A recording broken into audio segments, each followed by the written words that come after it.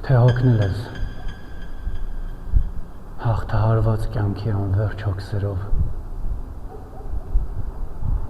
թե տանջվում ես արհամարված բոցավառվող քո սիրով,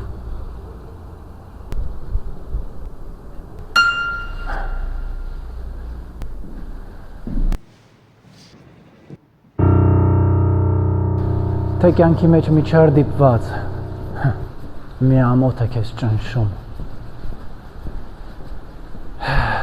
թե չարաչար հիասթափված կյանքին ատում ես ու գարշում, հանգիստ եղիր, աղոտ կարա, անհիշաչար եղիր միշտ, թող քո լացով չուրախանա քո թշնամին ամբարիշտ,